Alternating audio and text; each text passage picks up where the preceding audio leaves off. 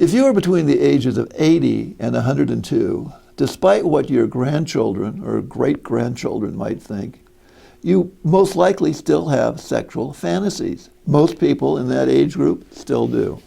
Most people in that age group still engage in one form of sex or another. Everyone agrees that sex is a very important part of human existence. It helps self-esteem. Intimacy is very important between people. Human touch is very important. And actually, sex helps you in terms of health.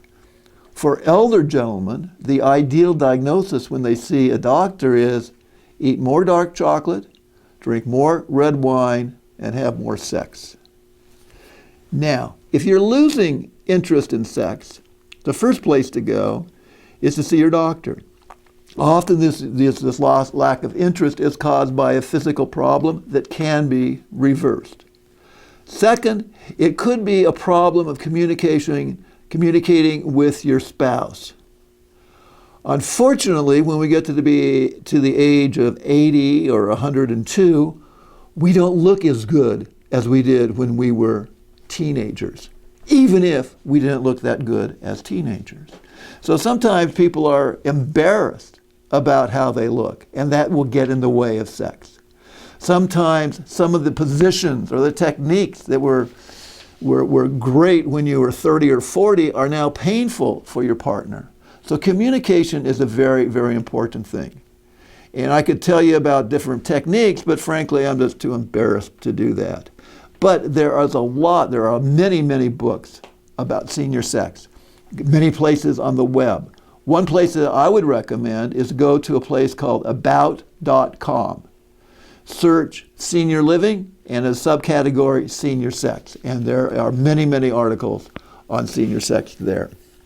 What if you don't have a partner? I recall the cartoon that shows the elderly woman talking to her elderly husband, and she's saying, if I die first, you get remarried. And if you die first, I'll get a cat. Well, maybe she won't. Obviously, many seniors start dating after their spouse dies, and you can meet people of the opposite sex or even of the same sex for that matter in adult care centers, churches, and things like that. There are now, of course, people looking online. There are a lot of dating services, and indeed there are dating services online for seniors. Very briefly, that can be, you can find someone there. However, a couple safety tips, people, there can be some, stalkers out there. So number one is never give anybody your telephone number or your home address. Second of all, if you're going to meet someone, meet them in a public place like a restaurant or a Walmart. Third of all, tell a friend of yours where you're going to go and what you're going to be up to. And fourth of all, and this is an interesting little ploy, is have a friend phone you about half an hour or an hour into the date. And if it's going well, you just ignore the call. But if it's going badly, you can say, oh, I've got an emergency. I've got to get back to get out of the date. Nursing homes, there's sex in nursing homes. Some nursing homes have policies kind of discouraging that. Others kind of turn their backs. Others will notify relatives if that's going on. When you're shopping around for a nursing home, if you are, you might want to discuss that problem with the people in charge. Obviously, there's an issue of safe sex. And if you're having sex with people that you haven't been living your whole life with, you want to make sure it's the same advice you might give to a teenager. Make sure you know who your partner is and take precautions, prophylactics and things of that ilk. If you do pick up a sexually transmitted disease, get medical attention. In the segment I talk about when you talk to your doctor, I tell a story that Shelley Berman used to talk about, that when he got on a plane, he always wanted to ask, what should I do if it crashes? But he never would, because he would rather be dead than look foolish. Talk to your doctor if you think you might have a sexually transmitted disease. Look foolish rather than be dead. Now, what about the law? The law is that adults can do what they want to with their bodies. They are free to do that.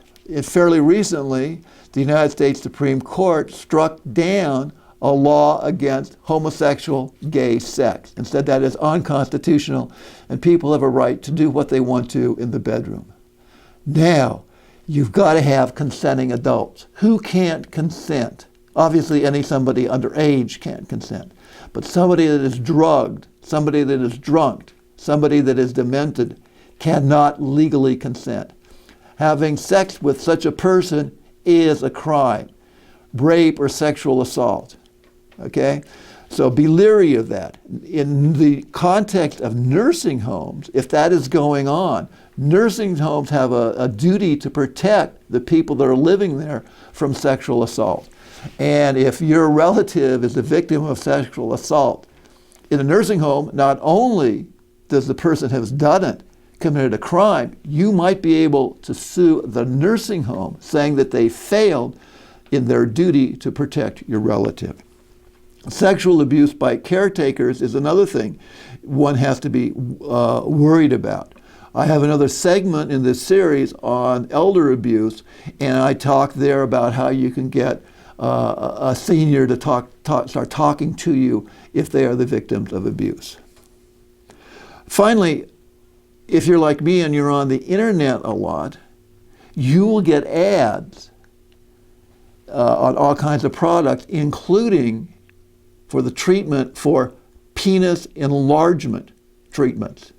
And I just want to let the people that send those ads out know that my generation is not the proper generation to target those ads for, because we've made our peace decades ago.